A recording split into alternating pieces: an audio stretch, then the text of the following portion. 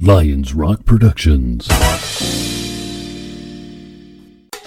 This is Jay Moore. This is Greg Cruz. This is Bryce Vine. This is Dexter from The Offspring. This is Nathan This East. is Sebastian Younger. This is Daryl Ames. This is Stuart Copeland. This is Mick Gillette. This is Andy Summers. This is Dr. Bob Greenberg. This is Gabby Reese. This is Rob Bell. Hey, this is John Leon Guerrero. Hey, and this is Pete A. Turner.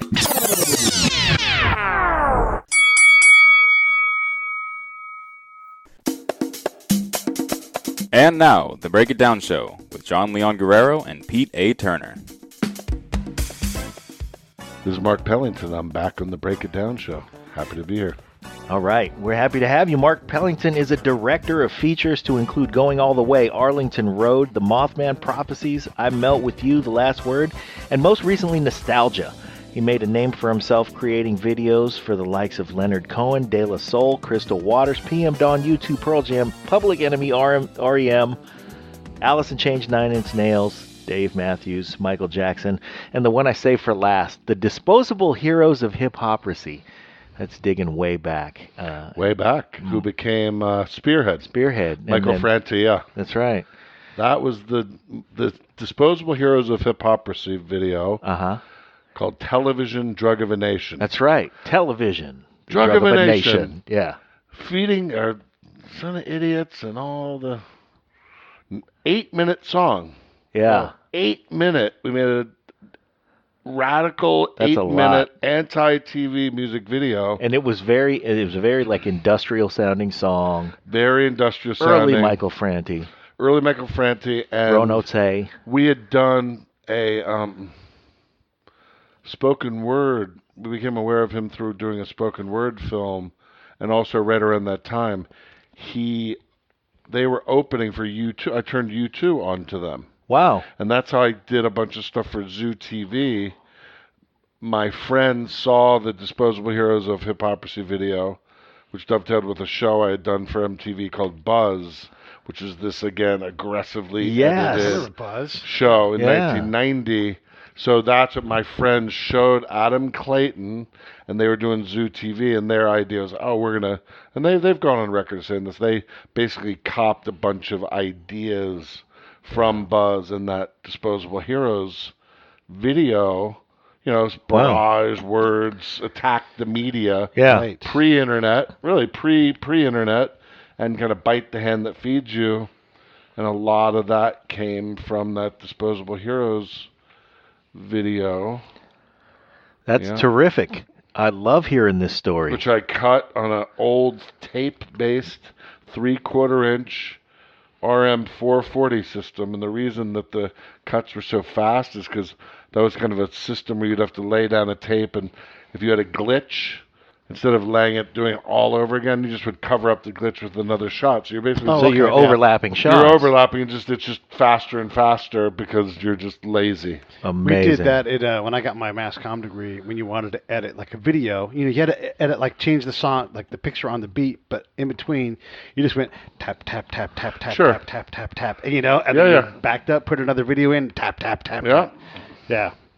Old school. Old school. Yeah.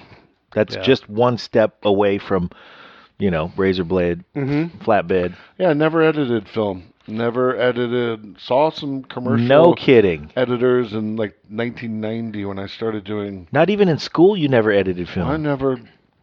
Did you even study film in school? No, not at all. You went to the University of Virginia. I studied partying.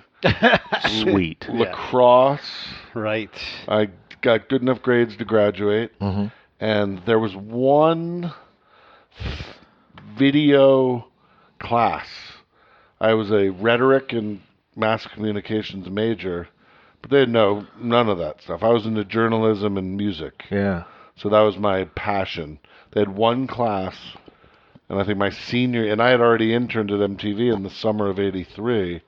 So MTV was 2 years old. Yeah. So I interned in the summer of '83 in New York. In New York, yeah. I remember in the fall of '82, so I was there for my junior year, and this girl, Penny Bowers, I said, what'd you do this summer? She goes, I interned at MTV. I'm like, oh man, that would be so much fun, because that was the summer. Everybody just watched it all summer. Yeah.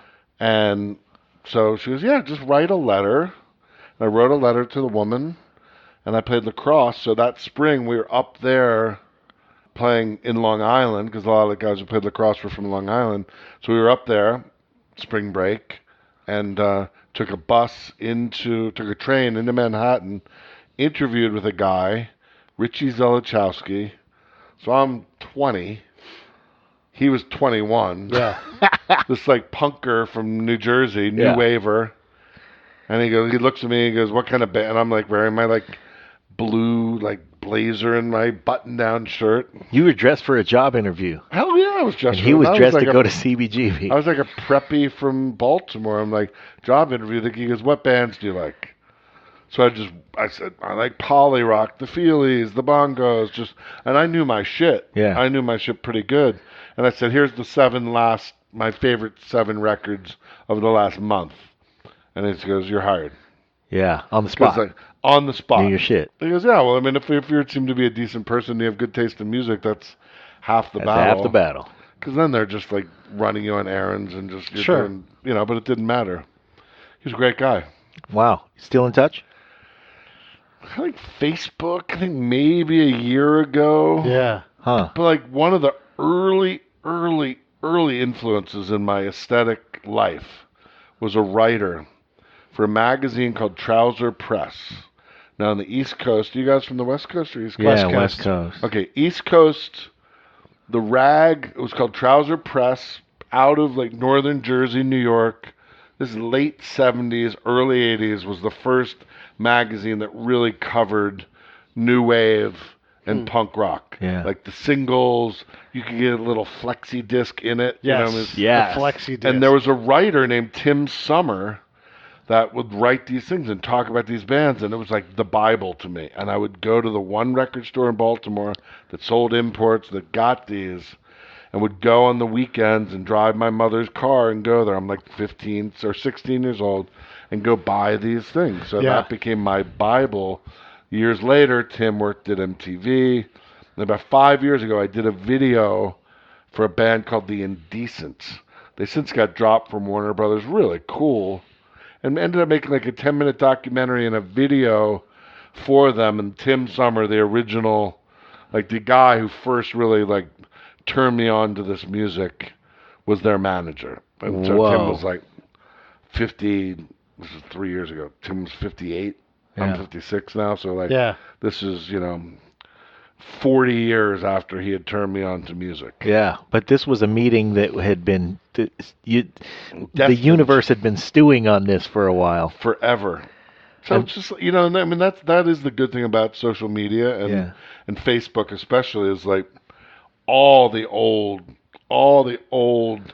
MTV affiliated people are all on there, and they all share, and this guy Double D, who was one of our mixers, had this very, very underground, like we would pre-mix, talking about cutting, we'd take in vinyl and music and go pre-mix our tracks to cut promos to, and this guy Double D would do it on 1/4-inch tape. So he'd take a little slice, and so he would make these mixes and these like pre-mixes that were early with like Bambaataa and like early pre-sampling, kind of like late 70s, early 80s. Yeah. Seminal, like just when rap was blowing up, like in the Bronx and Grandmaster Flash and stuff like that. Right. So my mentor was a guy named Peter Doherty. He's the guy who hired me, and he turned me on, like, because, those days it was like, oh, these are the Beastie Boys. And there was these kids running around, and we'd go see them at Nassau Coliseum. And like, oh, here's my friend Rick Rubin. This was before he had a beard. Back when he had shoes. Yeah, right. Yeah, and he was a kid. Yeah. He was an NYU student, and Russell Simmons and all these people. Were you kids. hip to the Beastie Boys when they were a punk band at all? Oh, yeah, for sure. Okay, Cookie okay. Puss. Yeah, I mean, I still have the 12-inch of Cookie Puss. Yeah. Which probably is worth something, I would think. Let's hope. Wow. So then, if we're following Jumping your time. progression from, because, man, this is fascinating. Yeah. Shit. No, it's... I want to ask you, before we get out of this whole zone, have you ever worked with Allie Willis as an art director for your videos at all? Are you aware of who Allie Willis is, then? I know the name. She wrote September for Earth, Wind, and Fire. She wrote Boogie Wonderland, and then about 1,000 other songs. Wow. She's in the Songwriter Hall of Fame. But she Wow. got into, and once you know how this town is, they're like, oh, you can write songs. Here, write this song, write this song, write this, and you're Sure. just like, fuck, I hate writing songs. Wow. So she got more into the, and she's like a uber artist, like any kind of media, any kind of Allie thing. Willis, the name rings a bell, but have not. If I showed you her picture, you'd be like, oh yeah, that lady. She's a kooky lady. I saw it. She looks like the kooky lady down the street who, you see her drive by and you go, I'm positive that lady has 12 cats.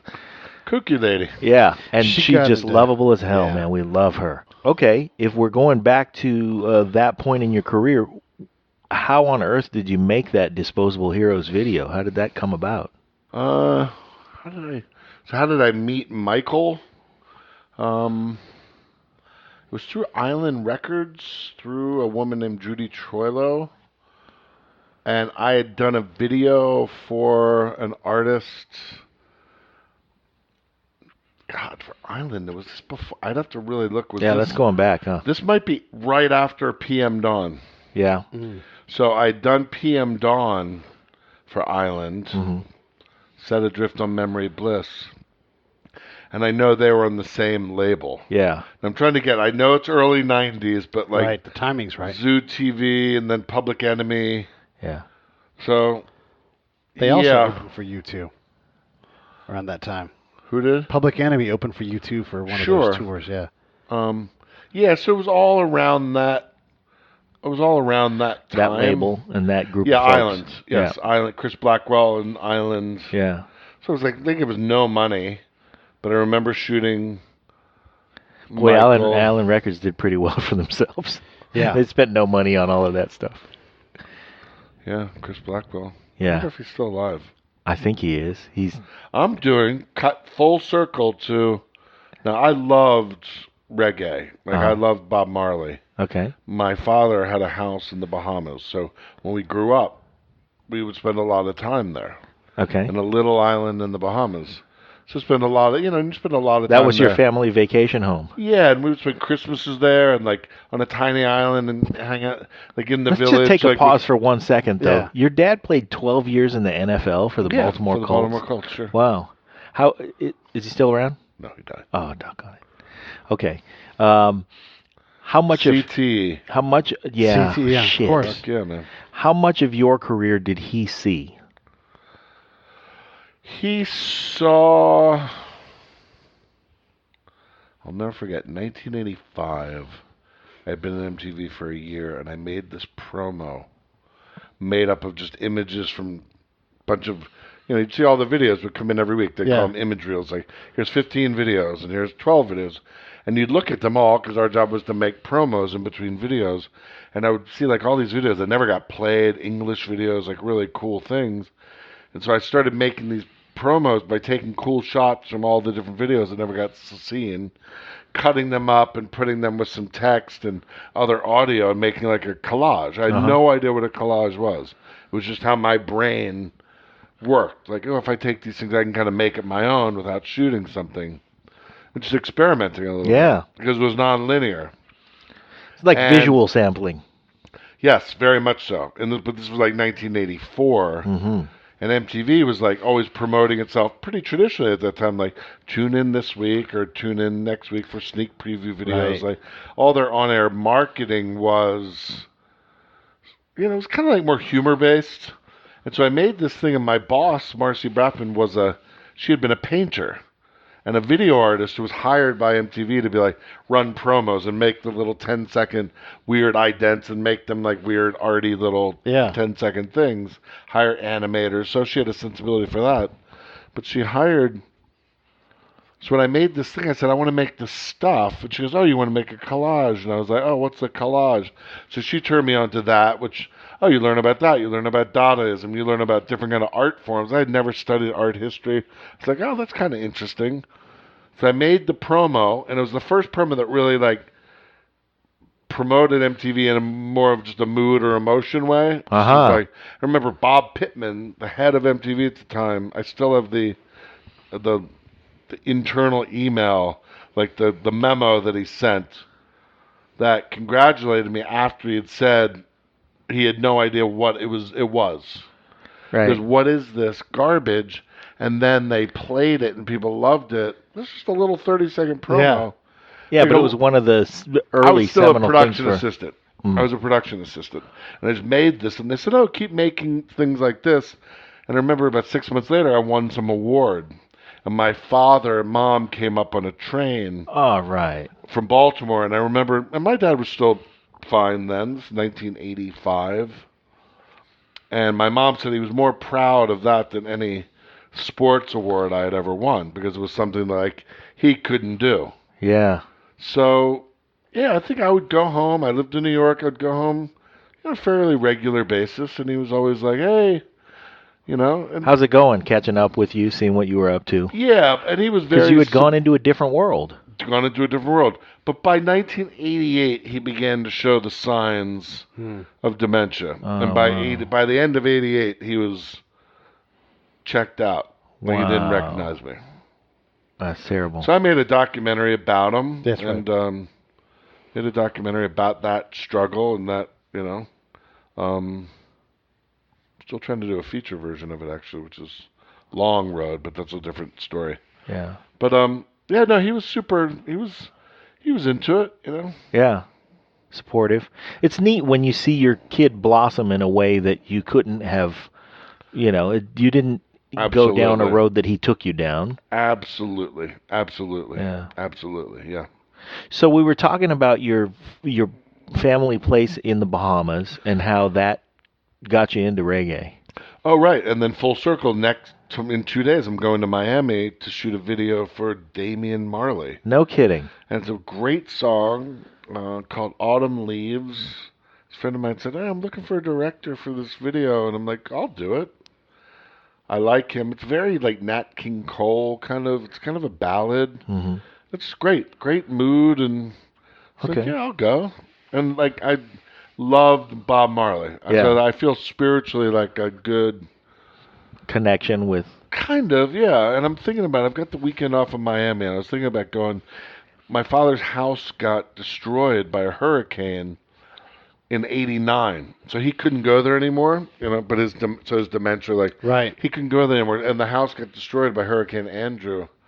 So it was fitting that the demise of the physical structure and the demise of the mental structure coincided at the same time. Yeah. Yeah, but I was thinking about maybe I'd just take a flight over there, go look at it. Yeah, a little bit of closure. Do you guys still own the land? No, we sold it eventually after we realized the Bahamian government's so fucked up that like the tax was like it was ridiculous. The amount of back taxes on almost canceled out the value of the property. Yeah. We had a lot of good years there, so it was worth it. Yeah. Wow. Yeah. So Damian Marley, this song that you're doing, do you have, when you take on a project like this, have you had conversations about concepts for the video already? How does that collaboration work? Each one is different. Sometimes they're collaborations. Sometimes they're just, here's the track, I just listen to it, and if I like the track, my brain will just go, and I'll just start seeing stuff and just start pretty much free associating, and something very clear comes to me, and I'll just write it down. So every artist is going to give you a different amount of latitude. Maybe they have a vision already. Maybe they have nothing. Demi Lovato, she had an idea, which I interpreted. Imagine Dragons, I just wrote a real, like 9-page kind of huge hallucinatory story about it and sent it to them. And sometimes they're just like, go, man. Other times they're the best ones are where they're like collaborative enough to like not get in the way. Right, yeah. Same way if I'm doing a song, I'm doing a movie, and I say, will you do a song for the movie? You're like, here's the scene, here's the context, do it. See ya. I'm not a songwriter. Yeah. Right. And they're not directors. But you work it out, you know what I mean? Yeah. So they wanted to be in it. So we created this little... each one is different. Damien was really...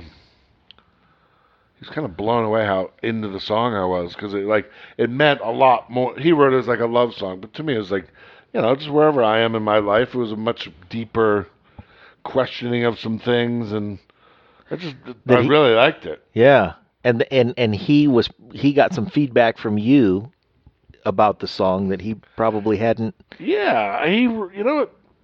His last one was kind of like a bunch of people partying around the thing. You know, it's like, so I wrote this thing as a little more, he goes, oh man, like, your thing's a lot deeper. I said, yeah. Mm-hmm.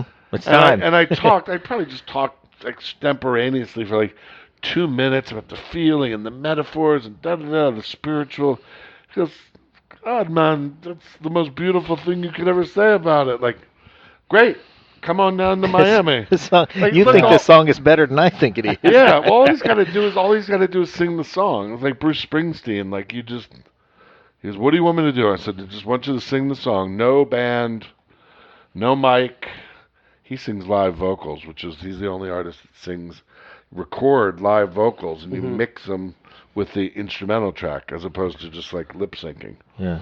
So, just be authentic and sing the song. That's all you have to do. I'll do the rest of it. Terrific. And that's like telling him just to be alive. Yeah. Because that's all he can do. He's what like, should I do? You should breathe in and out. Uh-huh. And he loved it. And I remember when he called, we finished it, this for a Lonesome Day, and he called me. This was like 8:30 on a Saturday night. I was in my old house, my previous life, 2002. And the phone rings, and phone rings, like, okay. Yeah, right. The phone rang. Yeah. I pick it up. That's when he goes, hey, Mark, Bruce. Hey, all right, hold on a sec.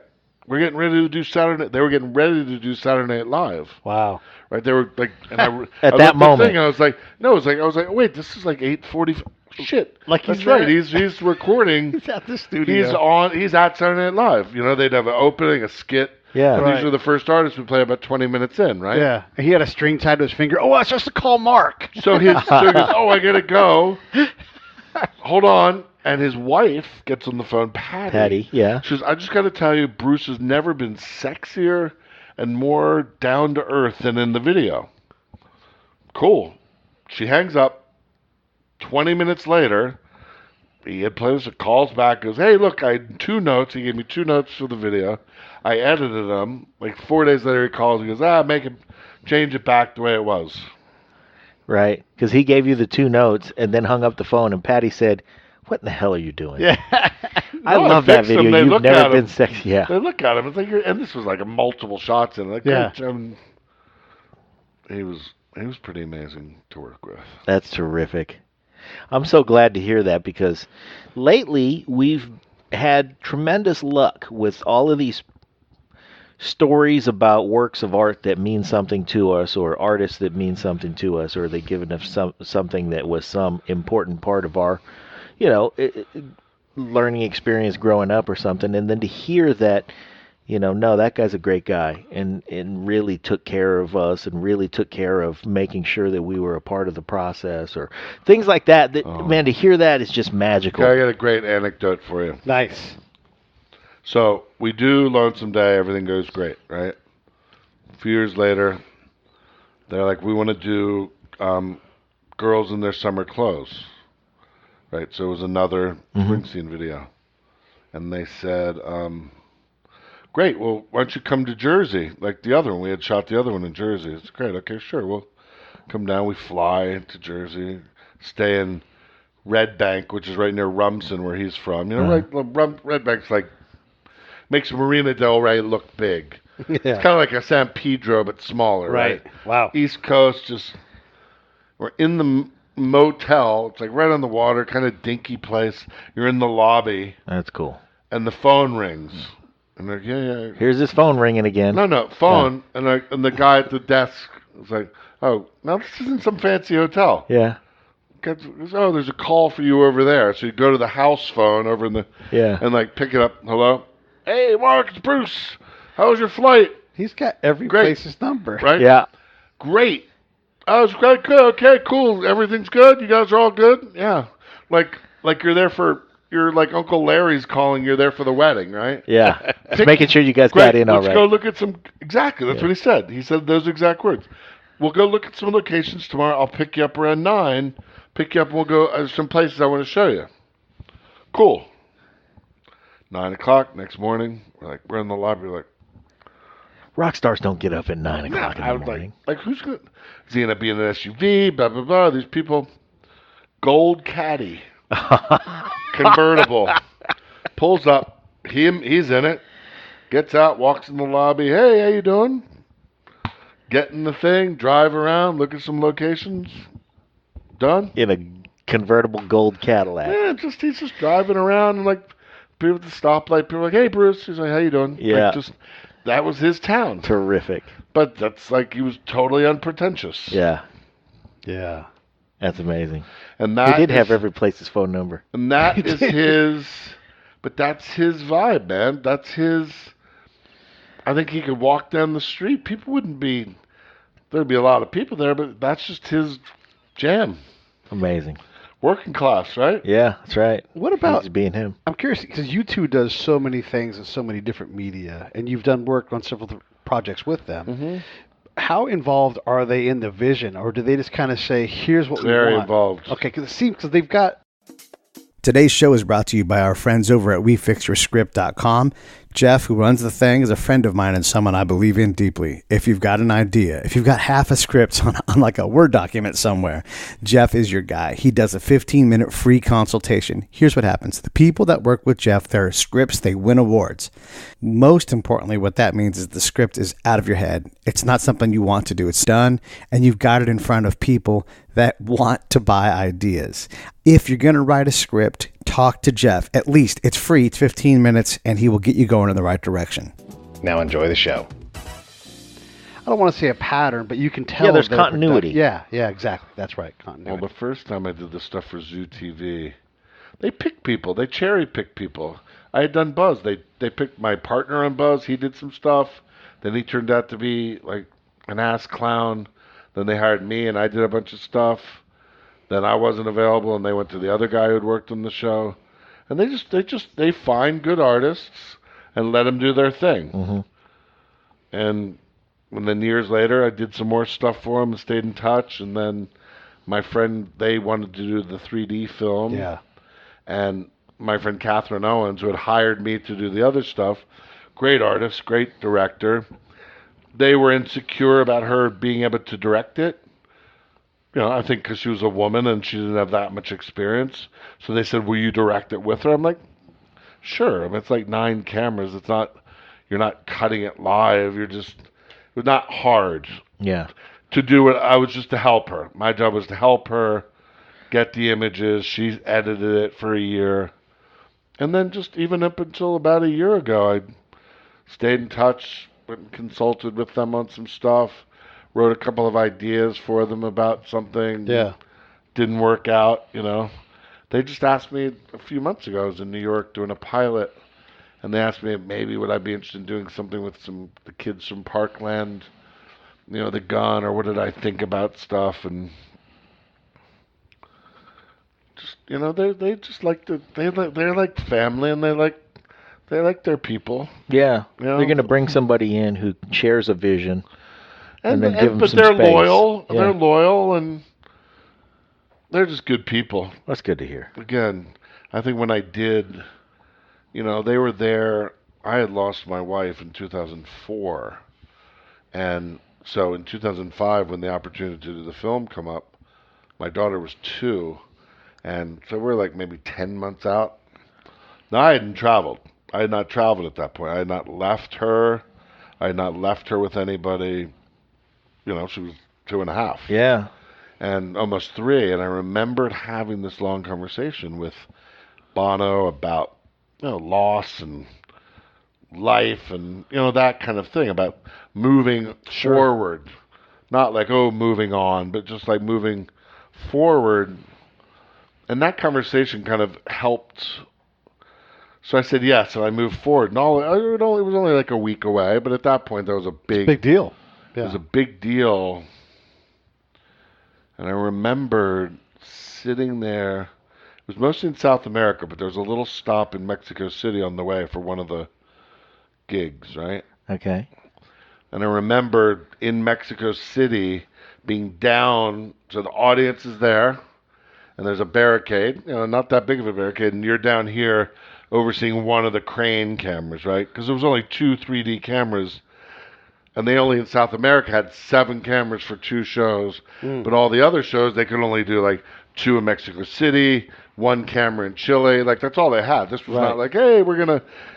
Now it would be like, we can carry 3D cameras like they're butter, right? Right. That wasn't the point then. So in Mexico City, you're testing these 2 cameras out, and as they played and they came out, and you're like, I don't know if I'm sure you've been in the front row or like pretty close, and well, this was incredible. And Latin American audiences are crazy, rabid. Yeah. And the vibe was so intense that I remembered looking back and feeling literally like a life force. And I was like, I was grateful to him. I told him that night, I said, I'm really grateful that I said yes. Because this is, you have to do that. You felt 80,000 people singing a song. Yeah. You can't 80,000 people worth of togetherness. You can't help but realize there's something larger than you. Do you know what I mean? So something larger than, that makes you, it's not like, oh, I understand why someone dies, but you're in that plane. And when you're in deep, that kind of heavy grief like that and fear, you're not thinking about, hey, that there's 80,000 people at a concert and that life goes on. Yeah. So that was my heavy. gift. That was the gift that he gave me in that particular time in my life. Wow. Yeah. Loss and bereavement, and this is a human emotion that you've really kind of dedicated quite a bit of exploration to. Certainly the last 13 years of, and certainly there was, like I said, there was the life before and the life after, and it wasn't by choice that, you're drawn to what you're drawn to. There was a lot of other movies I was interested in making that weren't about that, yet they didn't happen. They didn't get greenlit, or they didn't just come together in a way that it wasn't a conscious choice that I only want to make these kinds of movies. Certainly some of the TV stuff I've done isn't that at all, like Blind Spot and this new pilot I just did. But that's fine, you know what I mean? I think as a filmmaker or an artist, you're just like, stuff comes to you and you want to do it. But I think the last movie, Nostalgia, kind of closes a chapter on that. Wow. It's taken a lot of years, but I'm definitely ready to make other kinds of things now. Like I'm less drawn to that as an immediate... You don't feel as much as that you have to work it out anymore? 13 years is a long time, man. Yeah. It's a long time. It's a long time. It's a long time in an artistic life, too. Yeah, and it's a long time in... And it's not like ticket goers are breaking down doors to come to the sad, dark movies or the comedies that deal with it. It's like, it's okay. Like, you realize also, like, you're not making movies. You're not making movies for, it's like you're not making the movies for the Marvel universe.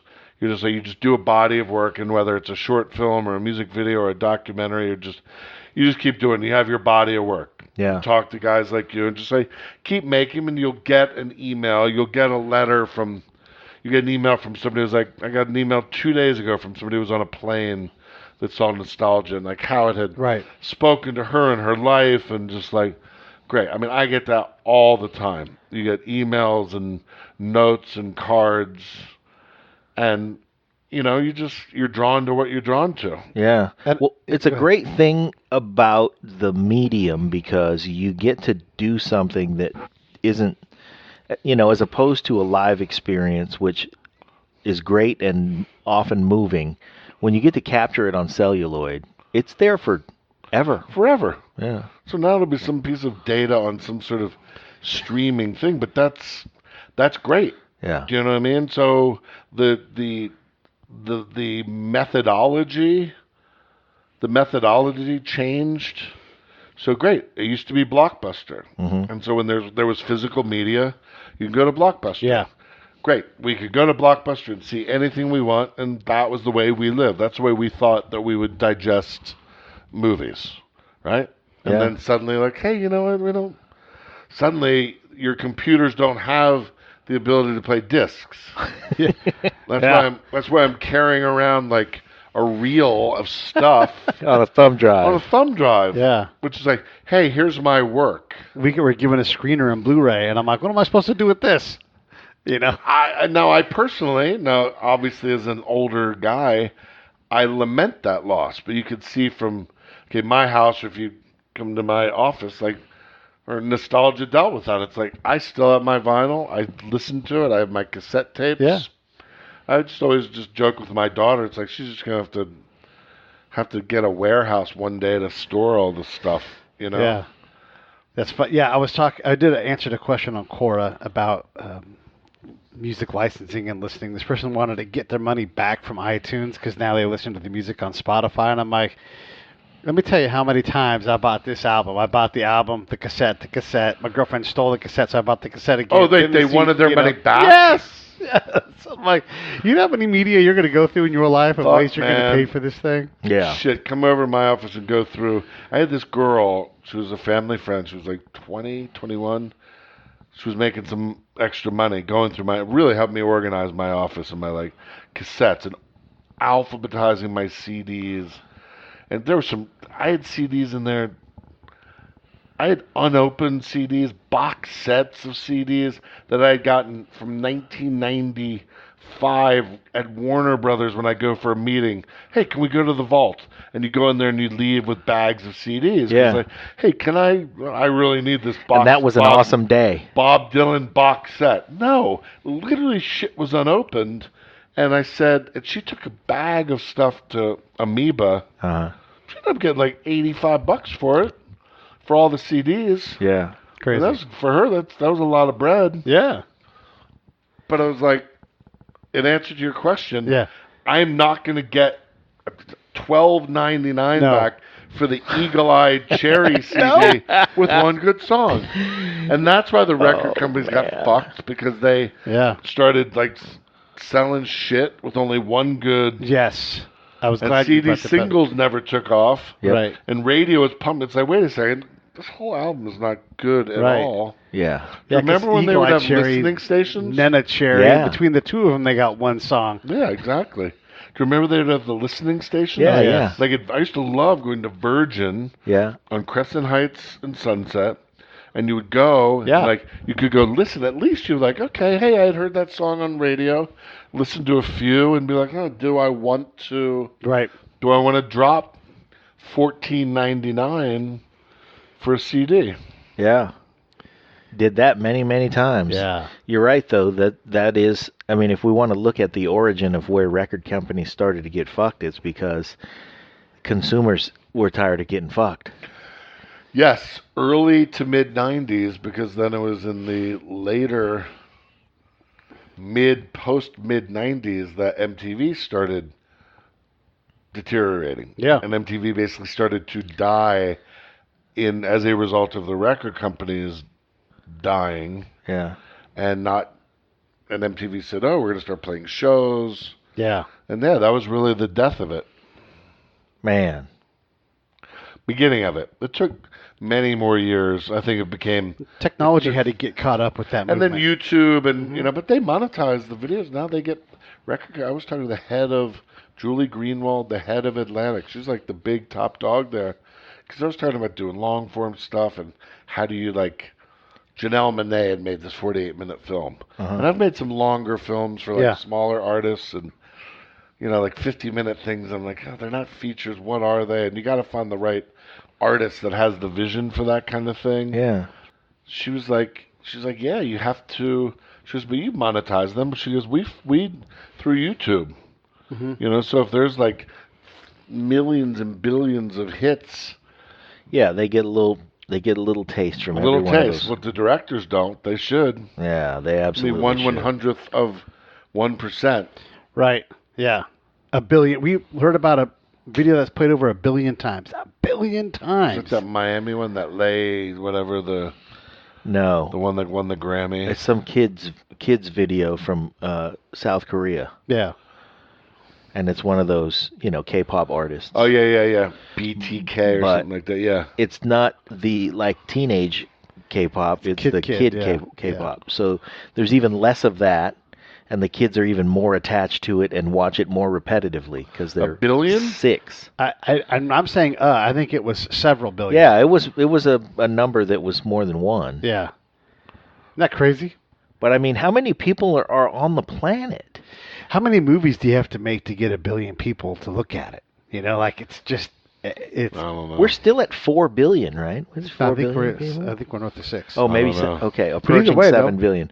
But that's nearly every person on the planet having watched this thing. And since we know that not to be true, right? That means everybody in Korea watched that thing many times. Thousands of times. Yeah. John's wife's got a viral video with multi-millions of hits. It's my kids played baseball, and so we were at an all-star tournament where one of the kids who grew up with my son, and he was the kid he's at Arizona State now, just a fine young man, but he grew to his adult size before everybody else.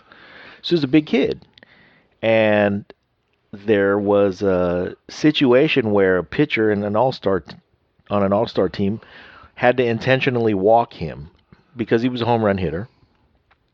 And they were in a situation where if he hits something deep now, the runs are going to come in that take us above 10, and there was a 10-run rule. So it was we can't let any of these runs score. You have to put that kid on. And I guess they came from a league where if the coach just said, put that kid on, you put the kid on. But now we were in the all-star environment, so the rules were, no, he's got to throw the pitches. So it's a kid who has to intentionally walk somebody, and he's never intentionally walked somebody Sure, before. so he throws it just slow and... Yeah. So he throws what he remembers an intentional walk looks like in the major leagues, which to him is like, I'm going to throw these 4 pitches and you're going to let them go by you. Yeah. Meanwhile, my wife is behind the dugout, and she's filming the game on her phone, and you can hear her say, that was pretty close. Hey, Jay, you could hit that. And he watched another one sail by, and then he decided that he agreed. If it gets any closer, I'm taking a hack. And and the kid, he just lobs it over, and the ball just gets crushed. He hits the ball into the next zip code. So she posted the video on YouTube, and the comments just went crazy. I mean, it was just like, stop. Yeah, did the kid That was drive like the Kelly bus Leak there? from Bad News Bears. Yeah, exactly. Smoking a cigarette. I'm positive that there was at least, there were probably 100 Kelly Leak comments. Yeah. But, yeah, there's 8 million views on that video. 8 million, Jesus Christ. And then later on, when the kids matured a little further, my kid was playing in a tournament down here in Huntington Beach. And that kid was on the team that played that tournament as well. We had kind of gotten attached to some of the families because we traveled together. When a youth sport team families start to travel together. Sure, you bond. Yeah. And then at some point, somebody mentioned that video. And we were like, that's Jason. And everybody's like, wait, what? And one of the younger siblings runs to the dugout. Hey, you guys, the video of the kid hitting the home run off the intentional walk? And every single person in the dugout was like, of course, we know that video. And they were like, dude, that's your teammate. Viral video star. Yeah. That's it. It's all downhill. It's all downhill. Yeah. Yeah. Thankfully, that kid was completely unaffected by that, and he's a great kid. Good. Going to make somebody a wonderful husband, provider, all that stuff. Let's get back to the artistic process, though, because the viral video is great. It's almost like reality TV. You just fucking trip and fall into that sometimes in life. And it takes more than that to actually have a vision that moves people emotionally.